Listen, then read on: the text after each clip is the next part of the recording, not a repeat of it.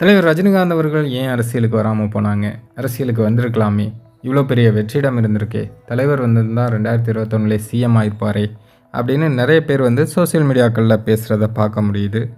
அவங்களோட ஆதங்கத்த வெளிப்படுத்துறாங்க. அதில ஒண்ணும் தப்பு இல்ல. அவங்க சொல்றதும் கரெக்ட்டு தான். தலைவர் வந்திருந்தா சிஎம் ஆயிருப்பார் தான். யார் இல்லன்னா. பட் தலைவர் அந்த டைம்ல வராம போனதற்கான காரணம் என்ன? அப்படிங்கிறதையும் எல்லாரும் கொஞ்சம் யோசிச்சு பார்க்கணும். தலைவர் அந்த டைமில் அரசியலுக்கு வரலன்னு சொன்னதுக்கான காரணமே அந்த கொரோனா வேவ். அது மிகப்பெரிய அளவில் இருக்குது. பிரச்சாரத்துக்கு போக முடியாது.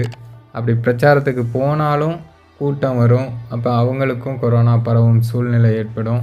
அதில் நிறைய உயிரிழப்புகள் ஏற்படும்.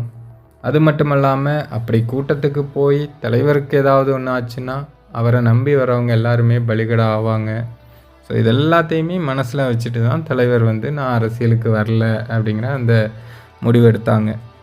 தலைவருக்கு நல்லாவே தெரியும். நம்ம வரேன்னு சொல்லிவிட்டு இப்போ வரலன்னு சொல்லும்போது என்னென்னலாம் பேசுவாங்க அப்படிங்கிறது தலைவருக்கு தெரியாமையாக இருக்கும். அதனால தான் அந்த அறிக்கையிலே குறிப்பிட்டிருந்தாங்க. 4 பேர் 4 விதமாக பேச தான் செய்வாங்க. ஏமாத்திட்டேன்னு சொல்லுவாங்க, கோலன்னு சொல்லுவாங்க. பட் என்ன என்ன வேணாலும் சொல்லிட்டு போட்டோம். அதற்காக மற்றவர்களை நான் பலிகடா ஆக்க விரும்பலை அப்படின்னு தான் தலைவர் அந்த அறிக்கையிலே தெளிவாக குறிப்பிட்டிருந்தாங்க.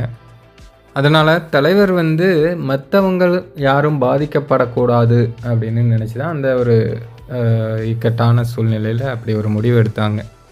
கண்டிப்பாக தலைவர் இடத்துல வேறு யாராவது இருந்திருந்தால் அந்த முடிவு எடுத்திருப்பாங்களா அப்படின்னு தெரியலை.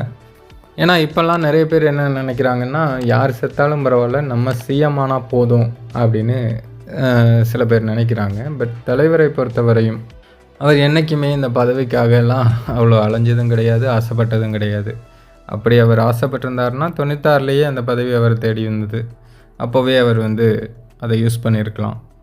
இன்னொரு முக்கியமான விஷயத்தையும் இந்த நேரத்தில் சொல்கிறேன். தலைவர் இப்போது அரசியலுக்கு வரேன்னு சொன்னாங்கல்ல, அந்த டைம்லையும் கூட முதல்வராக வேற ஒரு படித்த நல்ல இளைஞராக பார்த்து போடுவோம் அப்படின்னு தான் சொன்னாங்களே தவிர, நான் தான் முதல்வர் வேட்பாளர் அப்படின்னும் தலைவர் சொல்லலை. இதிலிருந்தே தெரிஞ்சுக்கலாம் தலைவர் ரஜினிகாந்த் அவர்களுக்கு பதவி மீது துளியும் ஆசை இல்லை அப்படின்னு. அதனால் தலைவர் அரசியலுக்கு வந்திருந்தாருன்னா அப்படின்னு இனி பேசுகிறதுல பிரயோஜனம் இல்லை. அது நமக்கும் கஷ்டம்தான், தலைவருக்கும் கஷ்டம்தான். தலைவர் அவர் வேலையை பார்த்துட்டு அவங்க இனி சந்தோஷமாக இருந்து ஆரோக்கியமாக இருந்தாலே அதுவே நமக்கு மிகப்பெரிய சந்தோஷம்தான். தலைவரை எப்போவுமே நம்ம திரையில் பார்த்து கொண்டாடி மகிழ்ந்தாலே அதை விட நமக்கு வேறு என்ன சந்தோஷம் இருக்க போகுது.